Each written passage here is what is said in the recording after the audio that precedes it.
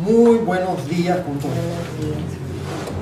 Vamos a continuar nuestro estudio a través del libro de Oseas. La semana pasada llegamos hasta el capítulo 4, hoy día continuamos con el capítulo 5, así que vamos a abrir nuestras Biblias allí en Oseas, capítulo 5. Recordando siempre que el libro de Oseas es un libro en el Antiguo Testamento, el primer libro de los llamados profetas menores, en el que el tema principal es el amor de Dios, el amor fiel e incondicional de Dios a una nación que cayó en idolatría e incredulidad, la nación y el pueblo de Israel. Pero a través del libro de Oseas vamos a ir viendo esta constante de cómo se conmueve el corazón de Dios frente al pecado, a la incredulidad y a la idolatría de un pueblo que se está yendo hacia la ruina por causa de esta rebeldía en contra de Dios. Hemos ido así recorriendo los capítulos 1, 2, 3, 4, y Dios utilizó la vida del profeta Oseas y su matrimonio, el matrimonio de Oseas con su esposa Gomer, como una ilustración de lo que sucedía espiritualmente con Israel. Dios le mandó a Oseas que se casara con una mujer, dice el texto, fornicaria, una mujer que andaba en malos pasos, pero aún así su esposo la amó y se casó con ella. Ella lo dejó, lo abandonó, se fue detrás de su pecado, continuó en su obstinación, confiaba en que las posesiones materiales que le proveían a aquellas personas con las que andaba, eso le iba a dar una cierta seguridad, pero simplemente se siguió arruinando Gomer. Y en todo momento hay un paralelismo entre lo que sucede espiritualmente con Israel y lo que está sucediendo con la persona de Gomer, con la esposa de Oseas. En el capítulo 3, Dios le manda a Oseas que vaya y la busque, que la vuelva a traer para sí mismo. Y Oseas la encuentra en una situación tan paupérrima, incluso esclavizada, y tiene que pagar por ella y comprarla como esclava. Pero aún así, la ama, la trae nuevamente con él y empieza un proceso de restauración, igual a lo que Dios va a hacer con su pueblo Israel. Así hemos ido avanzando a través de los capítulos del libro de Oseas. En el capítulo 4 veíamos un análisis de la situación espiritual de Israel. Ahora en el capítulo 5 vamos a ver este clamor de Dios por las consecuencias que van a llegar a Israel por causa de su negativa a cambiar. Vamos a ir leyendo y vamos a ir comentando Oseas capítulo 5, así que vamos todos para ahí. Oseas capítulo 5. Dice: sacerdotes, oíd esto y estad atentos, casa de Israel y casa del rey, escuchad, porque para vosotros es el juicio, pues habéis sido lazo en Mizpa y red tendida sobre Tabor. El llamado es para todos, pero hace una especial mención de los sacerdotes, es decir, la clase religiosa, la clase que tenía la responsabilidad espiritual sobre el pueblo. Aquellos que tenían que llevar a todo el pueblo hacia Dios no lo estaban haciendo correctamente, al revés, los estaban llevando hacia otro lado, detrás de una forma de llevar la religión que no agradaba a Dios, atrás de prácticas religiosas, prácticas idolátricas que iban completamente en contra de Dios. Y detrás de esto estaban también todas las autoridades políticas, ya se mencionó aquí, los reyes y al pueblo en general. A todos le dicen: esténse atentos, porque es todo el pueblo responsable de lo que está sucediendo. Hay una responsabilidad fuerte para aquellos que tienen la responsabilidad espiritual, hay una responsabilidad fuerte para aquellos que tienen el gobierno sobre el pueblo, porque todos aquellos que están en gobierno o en liderazgo influyen en los demás y afectan sus decisiones y sus errores, afectan a los demás. Pero el pueblo, aunque es arrastrado, también tiene su responsabilidad, y hay siempre un llamado de atención, un jalón de orejas para todos. Para vosotros es el juicio, pues habéis sido lazo en Mizpa y red tendida sobre Tabor. Habla de dos lugares que quedan en Israel, Mizpa y Tabor, muy probablemente lugares de Israel que pueden haber sido utilizados especialmente como centros de adoración idolátrica. lugares donde Israel ha estado practicando esta idolatría, estas prácticas religiosas que alejaban al pueblo de Dios. Pero menciona como si en ese lugar se hubieran puesto trampas donde, por ejemplo, si los cazadores ponen redes para que pasen las aves volando y se queden atrapadas en las redes, una cosa así, una especie de trampa. Pero acá nos pone como ejemplo redes tendidas, pero está hablando en el aspecto espiritual. En el aspecto espiritual también se puede entender trampas, también se puede entender redes. A veces la gente pasa y se queda atrapada en cosas que no están bien espiritualmente, cosas que son un error. Y las cosas que no están bien espiritualmente pueden ser prácticas ceremoniales, rituales, prácticas religiosas que sean pecaminosas, pero también pecado o también malas enseñanzas que llevan a las personas al error.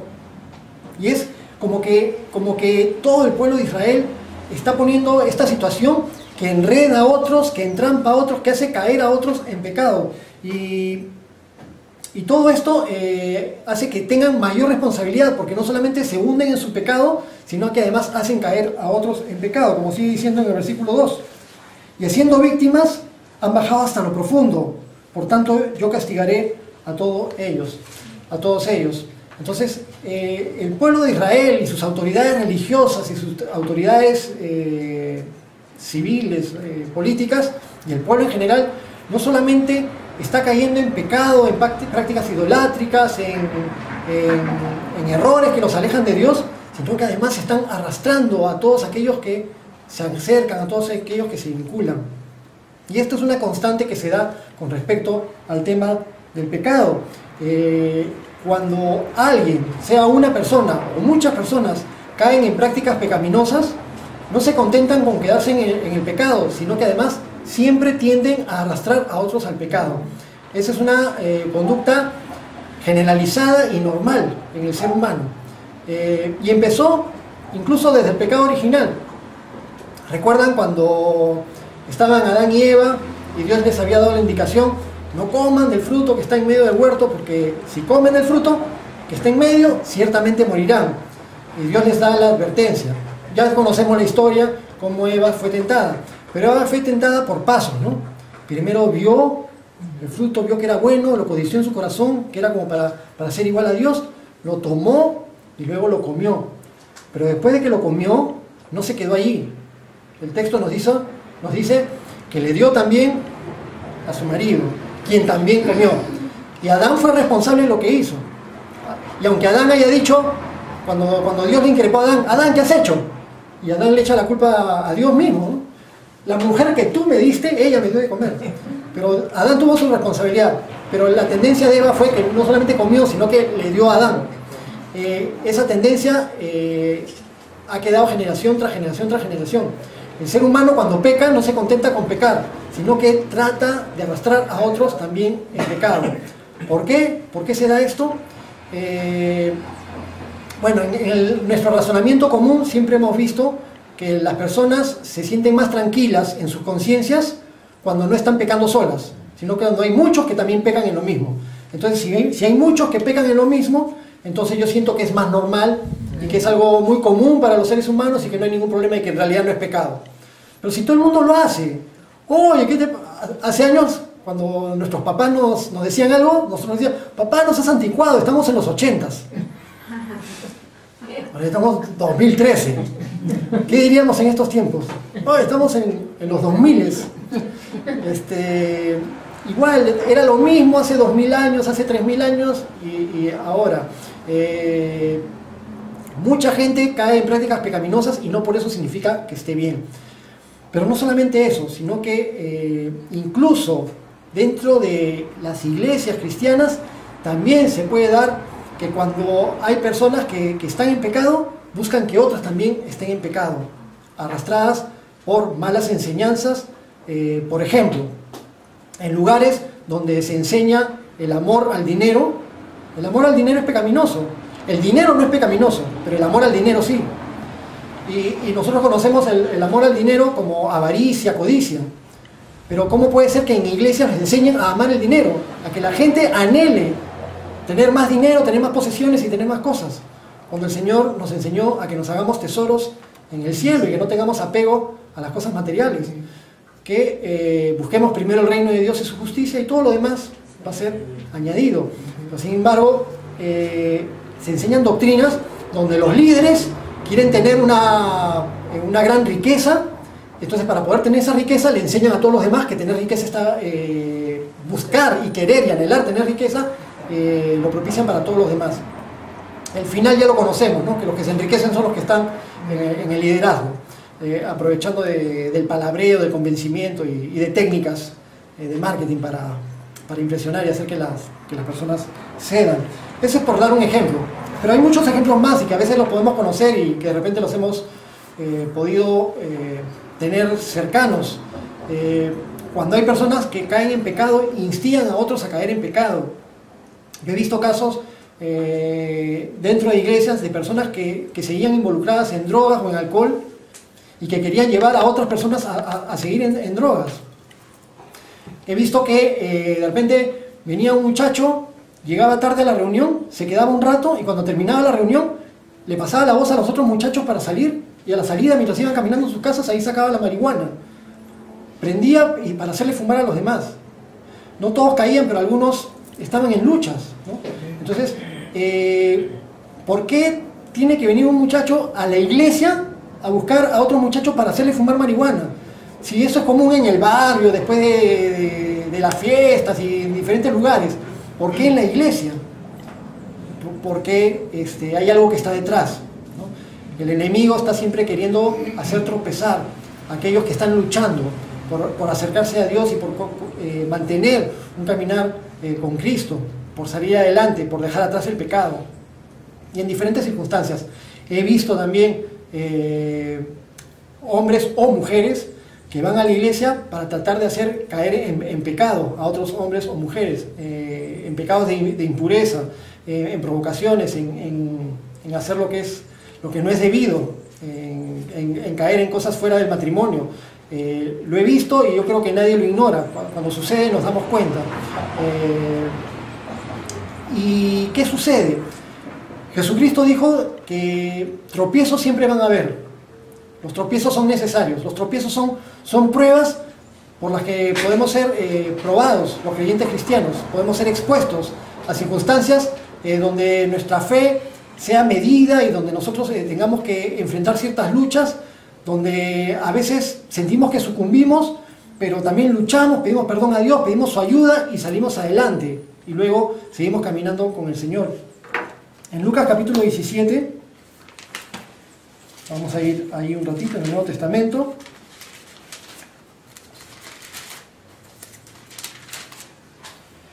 Lucas capítulo 17, versículo 1. Principalmente el versículo 1, ¿no? Para este tema. Lucas 17:1 dice: dijo Jesús a sus discípulos: imposible es que no vengan tropiezos, mas ay de aquel por quien vienen. Entonces, cada uno es responsable de sus actos y cada uno va a tener que responder por sus actos. La palabra nos es dada y nosotros tenemos que pedirle ayuda al Señor en nuestro caminar cristiano. Pero hay personas que son instrumentos del enemigo para poner tropiezo a los demás. Pero qué triste es cuando un creyente cristiano se convierte también en tropiezo, y le puede pasar a cualquiera. Jesús no le dijo a Pedro una vez en su cara: apártate de mí, Satanás, porque me eres tropiezo. Entonces, y Pedro se habrá quedado sorprendidísimo. El mismo Pedro que momentos antes había sido felicitado por Jesús, cuando le dijo: bien dicho, Pedro, porque esto no te lo reveló carne ni sangre, cuando Pedro había reconocido que Jesús era el Mesías, el Cristo, el Hijo del Dios viviente. Si Pedro pudo ser mal influenciado por Satanás para hacer tropiezo para Jesús, cualquier persona, cualquier creyente cristiano podría también, si no está fuerte espiritualmente y si no sabe discernir, convertirse en tropiezo para otros. Entonces, dos cosas que queremos aprender de lo que sucedía con Israel de los tiempos de Oseas. No queremos dejarnos entrampar, no queremos caer en trampas del enemigo, en trampas ya sea de pecado o de mala doctrina, de mala enseñanza, de cosas que nosotros reconocemos que nos van a llevar a algo que no le agrada a Dios, a prácticas que no le agradan a Dios. Pero no solamente no queremos caer en trampas, sino que tampoco queremos ser en ningún momento instrumentos que pudiéramos hacer tropezar a otros. Entonces ahí hay una responsabilidad con nuestra propia vida espiritual. Debemos cuidar nuestra vida espiritual, debemos pedirle al Señor que nos ayude, debemos estar con la guardia en alto, debemos estar cuidando nuestra vida de oración, cuidando nuestro acceso a la lectura de la palabra de Dios, alimentarnos de la palabra de Dios, y todo aquello que nos ayude en nuestra vida espiritual. No debemos descuidarnos. Seguimos leyendo Oseas capítulo 5. Oseas capítulo 5, versículo 3. Dice Dios: yo conozco a Efraín, e Israel no me es desconocido, porque ahora, oh Efraín, te has prostituido y se ha contaminado Israel. Dios menciona mucho en el libro de Oseas a Efraín. Efraín es una de las tribus de Israel, pero cuando se dividieron las tribus de Israel, recordamos que Israel eran 12 tribus que formaron todo lo que conocemos como Israel en la tierra prometida, en la zona de Palestina. Y que desde la época de Saúl se dio el reino unificado. El primer rey, Saúl, luego David y luego Salomón, con el reino unificado con las 12 tribus. Pero después de Salomón, con el hijo de Salomón, que se llamó Roboam, se dividió el reino, se dividió en dos: el reino del norte y el reino del sur. En el norte estaban 10 tribus de Israel, y en el sur Judá y Benjamín. Entonces las 10 tribus del norte se continuaron llamando Israel como país, como reino. Y una de las tribus más grandes y más predominantes entre las 10 de Israel era Efraín, y una de las que influenciaba hacia todas las demás, y quizá también en esta inclinación hacia el pecado y la idolatría. Por eso en el libro de Oseas vamos a ver muchas menciones con respecto a Efraín. Y Dios le dice claramente en el versículo 3: yo conozco a Efraín, e Israel no me es desconocido. La Biblia nos hace darnos cuenta de que Dios es un Dios omnisciente, que todo lo sabe, que no hay nada que Él no sepa, desde las cosas grandes hasta las cosas pequeñas, desde lo que hay externamente hasta lo que hay internamente dentro del corazón. El pueblo de Israel era un pueblo religioso, tenía sus prácticas religiosas, sus ceremonias, sus ritos, y seguían con prácticas religiosas, ahora ya mezcladas y contaminadas con la idolatría de los otros pueblos. Pero si quizás en esos tiempos hubiera habido turismo, mucha gente hubiera dicho: visita Israel, es un pueblo muy religioso, y sus fiestas son muy lindas. Las fiestas que tenía en Mizpa, en los otros lugares, festividades religiosas, pero sin embargo todo eso es lo que le está increpando Dios a Israel, porque la religiosidad que tenía no significaba que estuvieran bien con Dios, a pesar de que era un pueblo muy religioso. Sus festividades, con las prácticas idolátricas y con su impureza y con todas las cosas que hacían, no agradaba a Dios. Estaban en una vida pecaminosa, una vida equivocada. Y Dios les dice: yo los conozco bien. Dios sabe bien lo que sucede en cada ser humano. Y es por eso que las prácticas religiosas no lo convencen a Dios. Las prácticas religiosas no lo impresionan, mejor dicho. No lo impresionan. Porque Dios ve los corazones. Dios ve lo que hay aquí adentro del corazón. Entonces es importante que el ser humano de corazón ame a Dios, que de corazón le quiera servir, que Dios se interesa por lo espiritual empieza adentro, que Dios es espíritu, quiere ser adorado en espíritu y en verdad. No hay nada que Dios ignore. Entonces no podemos andar en una vida pecaminosa y después querer como justificarnos o acallar nuestra conciencia practicando religión, practicando ceremonias rituales, participando en festividades religiosas. Eso no nos va a servir si por dentro estamos en una mala relación con Dios. Dios conoce todas las cosas que suceden. Sigue en el versículo 4, hablando Dios con respecto a su pueblo, y dice: no piensan en convertirse a su Dios, porque espíritu de fornicación está en medio de ellos, y no conocen a Jehová. Habíamos leído en el capítulo anterior, en Oseas 4:11, donde leímos: fornicación, vino y mosto quitan el juicio. Entonces, las prácticas impuras, fornicación, todo tipo de impureza en la vida del ser humano, que es obviamente que todo tipo de práctica no lícita, no autorizada por Dios fuera del matrimonio. Y nosotros lo entendemos bien, no necesitamos dar mucha explicación. Fornicación, vino y mosto quitan el juicio. Entonces, vemos que la impureza sexual junto con las borracheras o ese tipo de prácticas quitan la capacidad del ser humano de razonar, de tomar decisiones sabias. Y eso es lo que le sigue pasando en el versículo 4. El pueblo está tan metido en su pecado y en sus prácticas inapropiadas que no quieren convertirse a Dios, como sucede en la actualidad y como ha sucedido en tantas épocas. Como toda la sociedad piensa que hay cosas que son normales, y que meterse con uno, meterse con otro, y meterse con otro, o meterse con una, meterse con otra, meterse con otra es completamente normal, y la sociedad lo enseña y lo propicia. Entonces, ¿quién es el que está mal? Lo que está mal es la Biblia, y los que están mal son los cristianos. Y por eso, para callar sus conciencias, Dios no existe, o si existe, la Biblia no es cierta, ¿quién la habrá escrito? Como que Dios y la Biblia han sido puestos para reprimir al ser humano, para que se pierdan las cosas buenas de la vida. Y es todo lo contrario. Es Dios que nos ama y que quiere que vivamos de una manera que nos haga bien. Entonces, diseñó al ser humano para que haga las cosas de la manera correcta, y nos da sus instrucciones a través de su palabra. Entonces dice: no piensan convertirse a su Dios. Noten que Dios mismo dice de ellos: no piensan convertirse a su Dios. Es nuestro Dios, es nuestro creador, no hay otro creador. Pero sin embargo el pueblo, desquiciado, sin razonamiento, sin juicio, por causa de la impureza y de los vicios, no quieren convertirse a su Dios. Y si conversas con personas que están bien metidas en pecado, vas a darte cuenta que no quieren convertirse porque quieren seguir teniendo su estilo de vida. Y ponen mil excusas. No, yo no voy a las iglesias porque te sacan plata.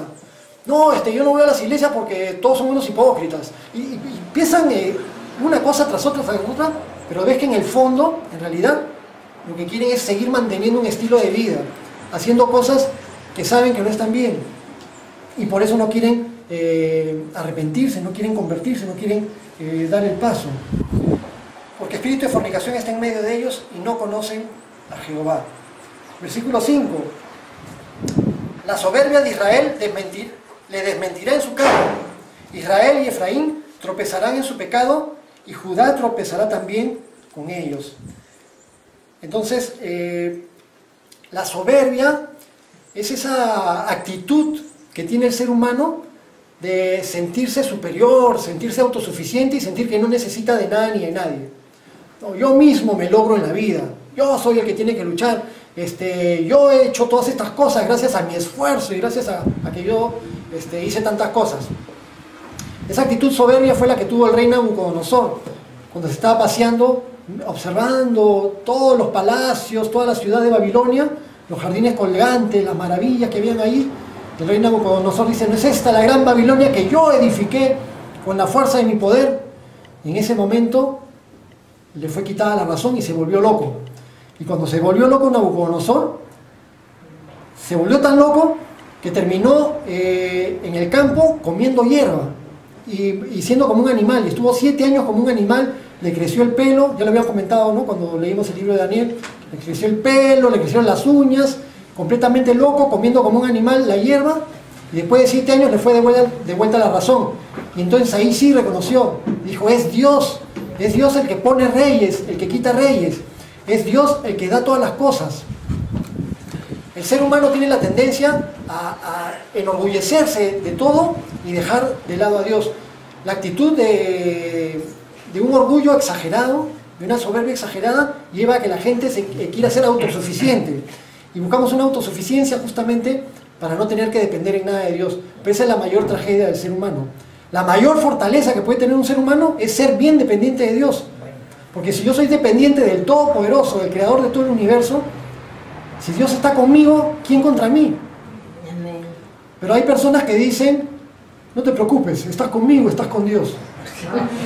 ¿No han escuchado nunca a alguien que ha dicho eso? ¿Qué se creen?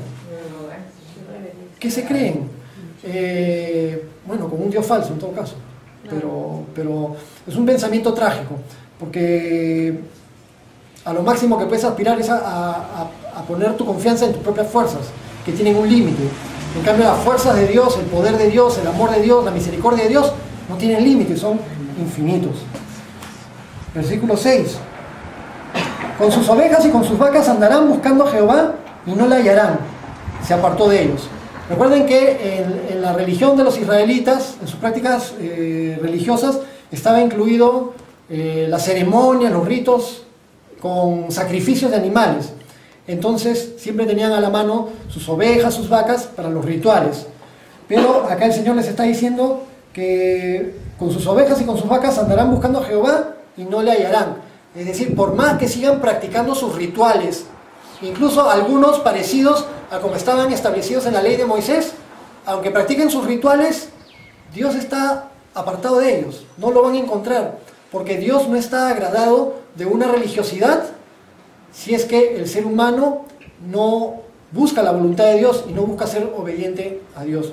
Lo que Dios quiere de los seres humanos es un verdadero temor de Dios, es que le amemos, que le tengamos reverencia, que querramos ser obedientes a su palabra. ¿De qué sirve practicar una religión, practicar ritos, practicar ceremonias, si no quiero ser obediente a su palabra, si no quiero ser obediente a su voluntad? No me va a servir de nada.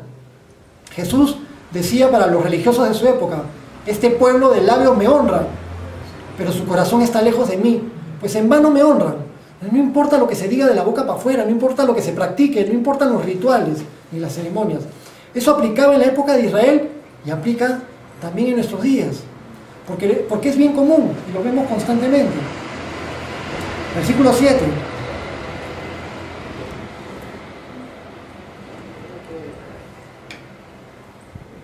Contra Jehová prevaricaron, porque han engendrado hijos extraños. Ahora, en un solo mes, serán consumidos ellos y sus heredades. ¿A qué se refiere con hijos extraños? El pueblo de Israel se fue alejando de Dios y en consecuencia, generación tras generación, se volvían generaciones que estaban más involucradas en pecado, en prácticas idolátricas, en rebelión en contra de Dios, y ya no eran como aquellos que amaban a Dios, aquellos que temían a Dios. Es decir, el pueblo ya no se preocupaba por instigar, por educar y enseñar a sus hijos con la verdad de la palabra de Dios, tal como Dios lo había enseñado desde hacía tantas generaciones atrás. Generación tras generación se fue apartando del Señor, y acá vemos una responsabilidad generacional también. Ya las nuevas generaciones de hijos en Israel se habían acostumbrado a la pecaminosidad, se habían acostumbrado a la idolatría, se habían acostumbrado a la impureza, a todas esas cosas que estaban aprendiendo de sus padres y de sus ancestros, porque ya eran varios siglos que estaban en esta actitud rebelde en contra de Dios. Entonces nos habla de una responsabilidad generacional. Desde el Antiguo Testamento y en la ley de Moisés, Dios siempre enseñaba que las cosas que Dios te da, tú se las enseñas a tus hijos, para que tus hijos se las enseñen a tus nietos, para que de esa manera sean prosperados, para que de esa manera les vaya bien. Recuerdan que mencionamos cuál era el secreto de la prosperidad, el secreto del éxito en la vida. Está en la palabra de Dios.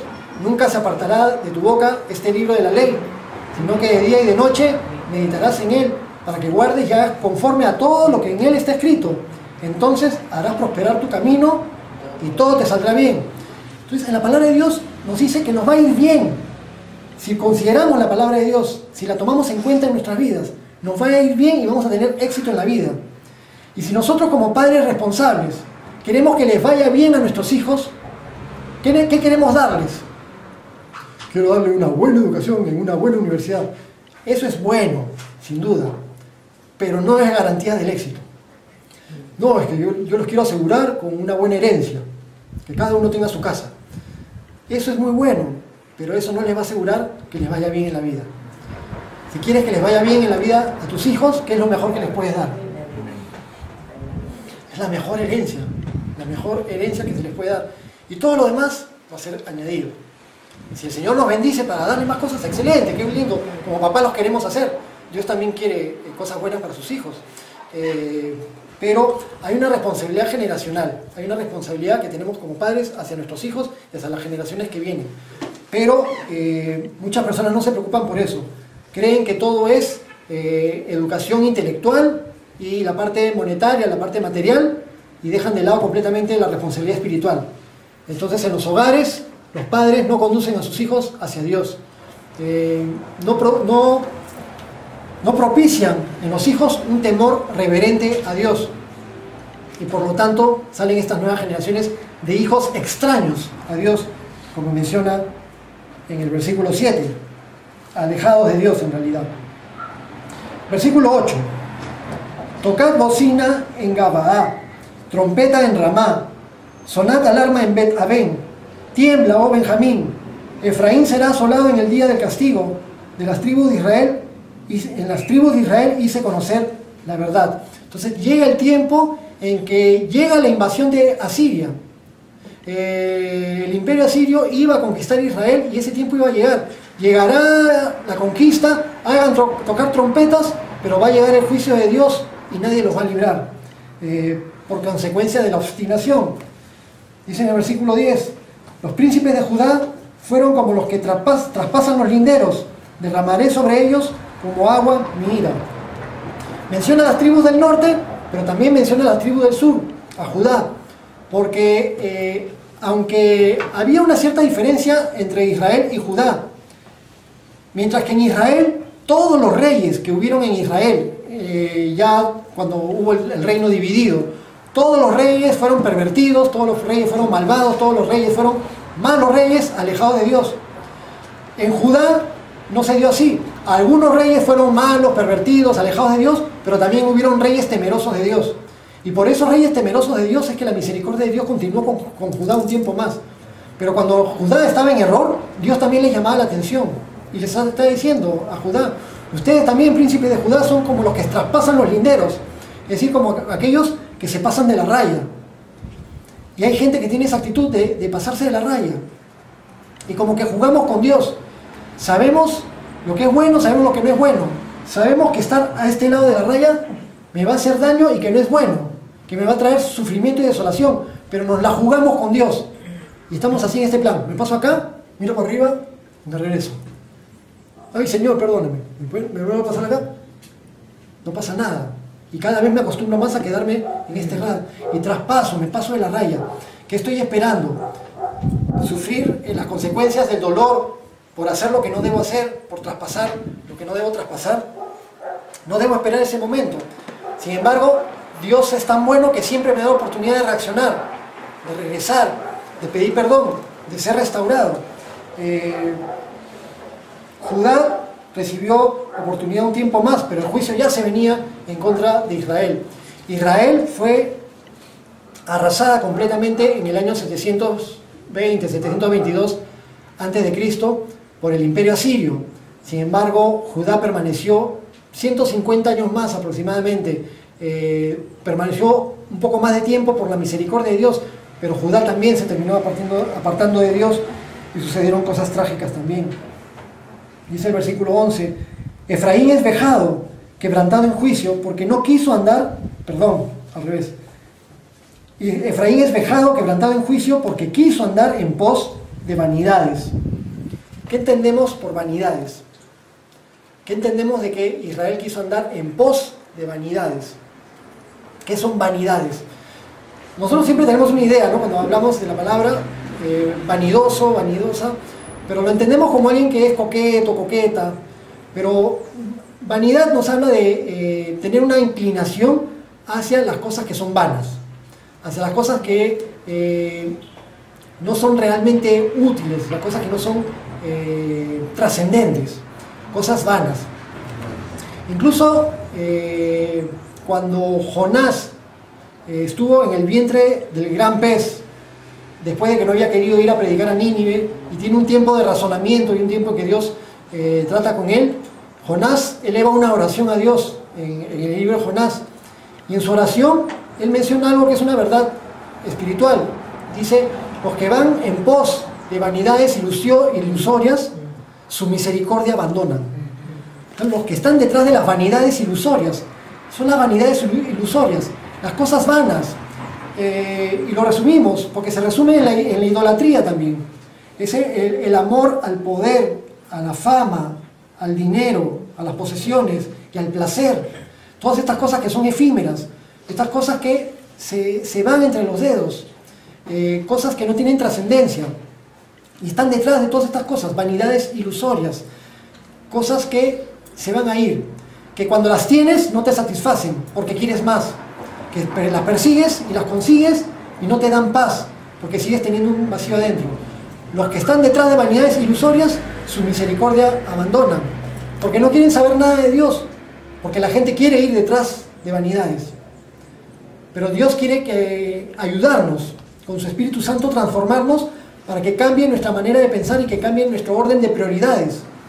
Que nuestra prioridad sea lo espiritual, que nuestra prioridad sean las cosas de Dios, que nuestra prioridad sea Él primero, y luego lo demás en su correcto orden, conforme como deben ser. Versículo 12, Oseas capítulo 5, versículo 12 dice: yo pues seré como polilla a Efraín y como carcoma a la casa de Judá. Entonces viene la destrucción por causa del pecado. Y verá Efraín su enfermedad y Judá su llaga. Irá entonces Efraín a Asiria y enviará al rey Jareb, mas él no os podrá sanar ni os curará la llaga. En determinados momentos en la historia de Israel, cuando tenían peligros con respecto a los enemigos que los rodeaban, buscaban la ayuda del rey de Asiria. Acá menciona un rey Jareb, pero la palabra hebrea que se pone como rey Jareb, Jareb significa contencioso o guerrero también. Entonces es probable que no sea un nombre propio, sino que sea un apelativo del rey, el rey contencioso o el rey poderoso, al que los israelitas iban a buscar para tener ayuda para ellos. Pero Dios le dice: vayan a buscar al rey, pero no van a tener ayuda, no van a recibir sanidad, no van a recibir restauración de parte del rey. Es decir, cuando alguien se obstina en continuar en su pecado, muchas veces quiere buscar un montón de soluciones. Cuando enfrenta diferentes problemas, cuando está sufriendo las consecuencias de su propio pecado, vienen los tiempos difíciles, los tiempos de desolación, y en vez de arrepentirnos y buscar a Dios con todo nuestro corazón, queremos buscar otras soluciones. Y recurrimos a todo y a todos en busca de que se solucionen las cosas que yo sé que están sucediendo por causa de mi obstinación, de mi pecado, de mi rebeldía a Dios, de mi idolatría, de mi incredulidad, o de las cosas que debo corregir en mi vida. Esas soluciones mundanas, esas soluciones carnales, no van a curar la herida de Israel, ni de aquellos que se obstinan en permanecer en su pecado. Termina el versículo 14 diciendo: porque yo seré como león a Efraín, y como cachorro de león a la casa de Judá. Y yo arrebataré y me iré, tomaré, y no habrá quien liberte. Finalmente, versículo 15, dice: andaré y volveré a mi lugar, hasta que reconozcan su pecado y busquen mi rostro. En su angustia me buscarán. Entonces, Dios toma esta actitud ya con el pueblo. Estoy haciendo todo por ustedes. Les doy mi palabra, les envío profetas, derramo mi misericordia sobre ustedes, hago milagros, les muestro mi poder y todo, pero aún así se obstinan en continuar en su pecado, se obstinan en continuar en su idolatría, en darme la espalda, en su rebelión, en hacer las cosas como les da la gana en lugar de hacerlas como yo quiero que las hagan. Entonces, dice: ¿quieren seguir pecando? Bueno, sigan en su pecado, sigan en su error, y en su error van a ser angustiados, van a pasar por tiempos de gran aflicción y de tiempos muy difíciles, pero entonces en esa angustia me van a buscar cuando pasen esos momentos. Esa es una tendencia también típica del ser humano. El ser humano común y corriente se olvida completamente de Dios y lo saca de su vida. Busca las vanidades ilusorias, busca los placeres, el poder, el dinero, las cosas materiales, la fama y todas esas cosas. Las cosas que son vanidades ilusorias, las cosas que son vanas, las cosas que son efímeras, que no son trascendentes, busca esas cosas. Y cuando todo va mal, entonces ahí recién se acuerda de Dios. Escuchamos a la gente clamar por Dios en los momentos difíciles, cuando hay guerra, cuando hay terremotos, en los momentos de tragedia. pero lo que Dios quiere de nosotros es que lo busquemos en todo tiempo, en los tiempos buenos, en los tiempos malos, en los tiempos de abundancia, en los tiempos de escasez, en los tiempos en los que hay salud y en los tiempos en los que hay enfermedad, pero en todo tiempo. Tengamos cuidado de que cuando todo esté bien, no nos sintamos holgados, no nos sintamos autosuficientes, no pasa nada y descuido mi vida espiritual. Porque si descuido mi vida espiritual, voy a flaquear y el enemigo va a querer poner tropiezos en mi vida. Entonces, ¿con qué nos quedamos?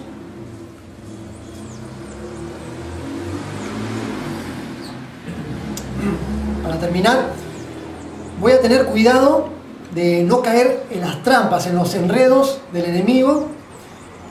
Voy a ser sensible cuando el enemigo utilice personas para ponerme trampa. Eso no significa que yo ande toda la defensiva con los demás. El ser humano es ser humano y en su tendencia pecaminosa muchas veces me va a querer instigar a pecar. Yo tengo que orar por la misericordia de Dios para los otros seres humanos también, para las otras personas. Pero sin embargo debo saber reconocer y saber discernir cuando una circunstancia me puede inducir a tentación o al pecado. No quiero caer en trampas, ni espirituales, ni de doctrina, ni de pecado. Pero tampoco quiero ser yo alguien que ponga tropiezo a otras personas. Y se pueden poner tropiezos de muchas maneras diferentes. No solamente pensemos en la parte de la impureza, en otras circunstancias también. De repente por la parte económica, de repente por la parte del carácter. De repente yo pierdo los papeles y hago pecar a otra persona por causa de que yo perdí los papeles. O de que yo dije algo que no debía decir. ¡Fum! Se me escapó un puñal, ¡plum! Cayó y ya lo dije. Y ya propicié que la otra persona caiga en pecado. No quiero tropezar, pero tampoco quiero ser piedra de tropiezo para nadie. Siempre tengamos presentes que aunque toda la sociedad, toda la corriente del mundo se vuelva muy liberal, aunque toda la sociedad se vuelva muy open mind, así dice, ¿no? Eso no significa que todo esté bien. Hay cosas que están bien y cosas que están mal. A lo malo llamaré malo, a lo bueno llamaré bueno. Lo que es pecado, y a lo que es pecado lo llamaré pecado. No tengo por qué asolapar ni soslayar las cosas que no están bien. Si hay cosas que son pecaminosas, son pecaminosas. No, pero es normal, todo el mundo lo hace. Uy, qué mentalidad tan atrasada. ¿Cómo que mentalidad atrasada? Y la mentalidad, ¿cómo era en la época del Imperio Romano, o en la época de los griegos, o en la época de Babilonia antiguo? El ser humano es igual, básicamente. Y en todas épocas han habido excesos tremendos en pecaminosidad, y también ha habido gente temerosa de Dios, en todas las épocas, y también en nuestros tiempos. Pero ahora la guerra que hay, el bombardeo que hay con todas las cosas pecaminosas es mucho más fuerte, porque en Grecia, en Roma, en Babilonia, no había televisión, internet y unos medios de comunicación que te bombardean continuamente con cosas que te exponen a pecar. Entonces, lo que es pecado, hay que llamar las cosas por su nombre porque eso nos va a ayudar a discernir. Y como siempre, que es bueno que siempre lo recordemos, al más mínimo indicio de que algo en nuestras propias vidas no estuviera bien, de que haya un pequeño desliz, algo ligeramente pecaminoso, alguna debilidad o alguna situación que sea pecaminosa en sí, lo reconoceré de inmediato en mi intimidad con Dios y me arrepentiré y le pediré perdón y le pediré su ayuda para no continuar en esas cosas que me pueden significar un riesgo de caer en una situación peor que me aleje más de Dios y que traiga ruina para mi propia vida. Recordamos que si yo quiero que me vaya bien, necesito cuidar mi vida espiritual. Y con eso nos quedamos el día de hoy. Continuamos la próxima semana con Oseas capítulo 6. ¿Qué tal si oramos? Bendito Padre, te damos muchas gracias por habernos permitido el día de hoy nuevamente ser expuestos a tu palabra.